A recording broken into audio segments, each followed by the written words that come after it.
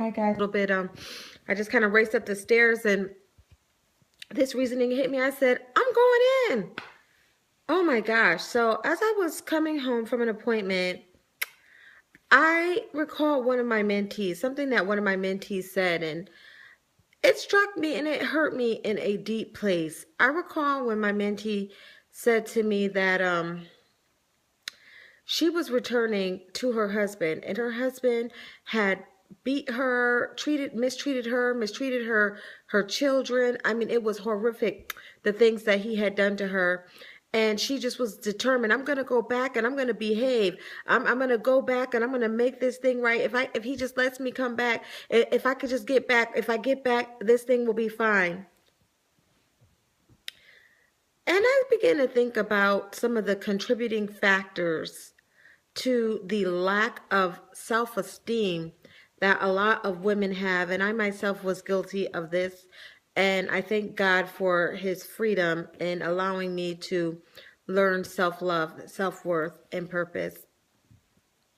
When you are a woman and you are so hungry for a man that you will take him out of another woman's home, you are contributing to low self-esteem. When you are a husband or a father and you are allowing yourself to be removed from your marital home, you are contributing to low self-esteem in our youth. You're displaced. You're out of place. You're not in the home that you're supposed to be in, that you took a holy vow to be in, to remain in. You're not there. Likewise, you other women.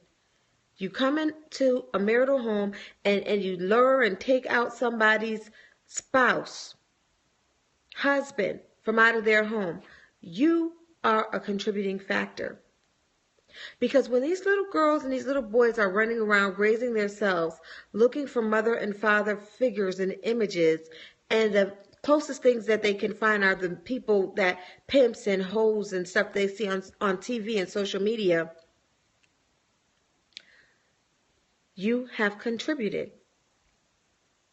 When they can't find their father, when a woman or a girl is not familiar with a male being in the household, when she doesn't know what that feels like, when she doesn't know what it is like to have a man in the house versus having a brother in the house versus having a providing father in the house, how will she know how to choose a man to be the head of her home?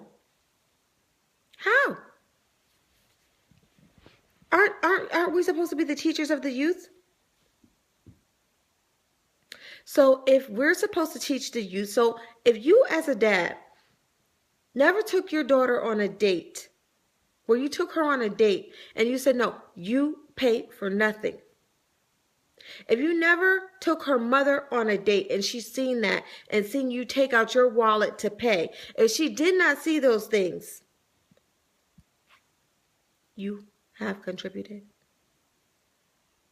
If when your mother had to beg him for child support, or the father was trying to run down the mother and nobody wanted to stay in their place, she was over there messing with another man, he was over there messing with another woman, and it was just total chaos within the house, you have contributed. And the sad thing is that a lot of the adults who have contributed to a lot of the low self-esteem and lack of love that a lot of our youth have, they don't want to discuss these things. They don't want to admit. They don't want to talk about it. They don't want to revisit it. You know what they say? This is what they say. You are grown, and I need you to forget about that. You need to go on about your life. You are now grown. Who raised me? If I'm grown, who raised me?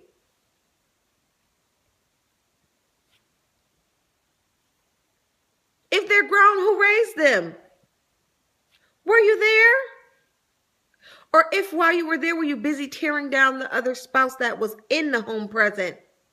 To the point where that person that was present lost their self, trying to recover from losing their household mate and raise children on their own. Meanwhile, begging you to pay for child support to the point where they literally had to go and get on welfare or literally had to take your behind the court for the monies.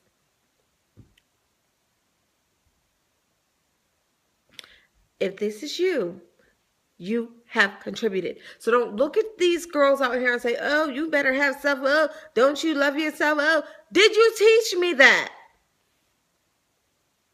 Did you teach your daughter to love herself? Or were you too busy teaching some woman across town how to love you and raising his or her children?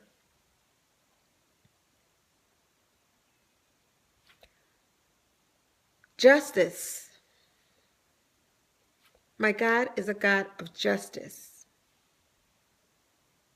If this is you, I encourage you to take yourself and that cheating woman or man that you're with, if you're still together, and go to your children and make it right.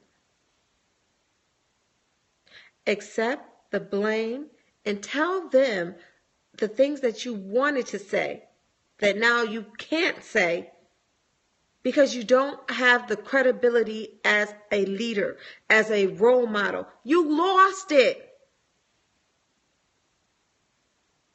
And now you need to take it back. You need to go back, take that pride, push it down, and make it right because you're not happy. You can't be. Generations are being destroyed because of this I gotta have, I want, I need, who's gonna love me, who's gonna who. Sometimes it's not about you. Because the children that you didn't raise, that you told that's grown and that they gotta go on with their life, have to make pertinent decisions concerning their lives. And if you didn't help make it a positive choice for them or a positive experience for them, how the heck are they going to make them? How?